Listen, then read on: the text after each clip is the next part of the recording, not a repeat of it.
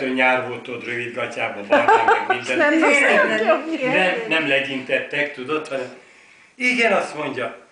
Hú, hát ezt nem gondoltam volna. Na, mondom, köszönöm, mondom. Adjak egy puszit, mondom, egy nő volt. Na, ez olyan, mint az itt tegnapi dolgok. Jaj, hát szóval. Ja, Hát ez 68 de még mindig nem éves, meséltem el a sztorimat. Ott vagyok a klinikán, Doppler vizsgálatról. Micsoda? Doppler, mély vénás vizsgálat. Ez még, amit nem meséltem el neked, hogy jó. Tehát nincs semmi baj. Persze, látod, itt van. És Na akkor miért kell most megfogtam. Itt van, és még nem mesélt el. Már lemondtam az operációt, már lemondtam, nem mondom, nem. Lemondtad? Hát nem, hát minek műtsenek meg, hogyha nincs semmi baj a viszerem. Na, látod, semmit. Hogy csúnya a lábam. Annyit tudok, hogy december 6-án műtik. De nem! Figyelj, hogy csúnya a lábam, az engem nem Hát én ezt érdekel, nagyon jól tudom. mert a csajok megnézik, mert ez már csak szépészeti dolog, tudod?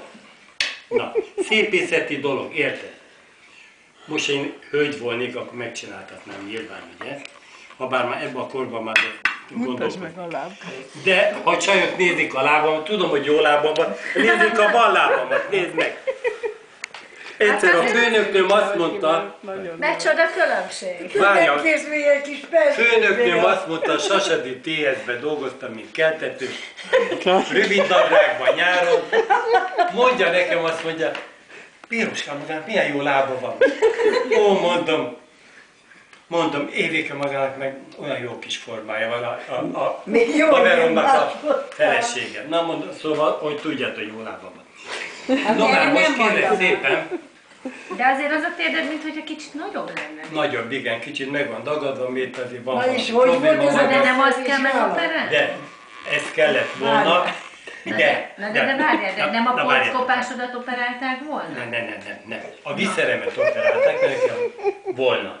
Van két sógorom, aki azt mondta, hogy ezt nem nézhetjük, hogy szegény Béla így járt, azt mondja, majd mi. Egyik mondta, hogy neki van egy érsebész főorvos, hogy menjek el oda hozzá. Be is jelentett. Jó, mondom.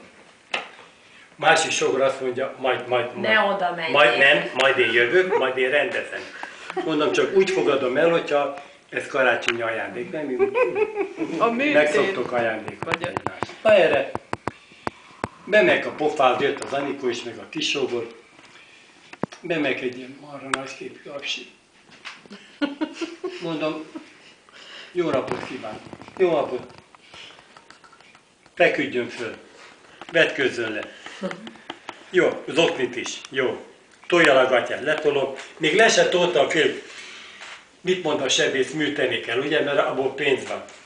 Rám, hú, ezt már régen meg kellett volna műteni. De várd meg a végét. Kérlek szépen, jó, rendben van, megnézi, jó, na azt mondja.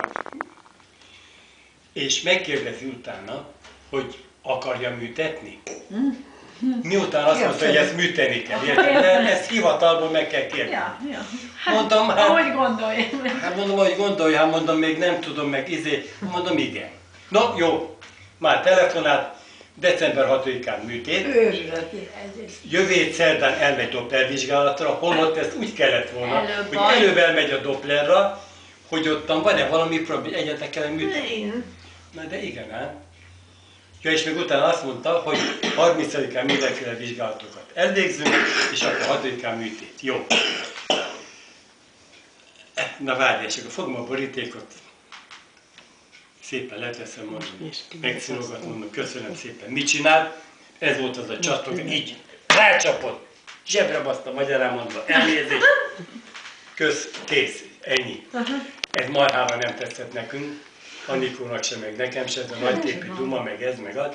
Ja, és akkor mellett egy a hosszú combú, szőke hölgy ott ült, aki nem csinált semmit. Most nem tudom, hogy mi lehetett, hogy egy ilyen tanoc, hogy mondják a orvos tanocot? Medikus. Rezidens is lehet, de semmit nem csinált, csak ott ücsörög. Szemlélődött.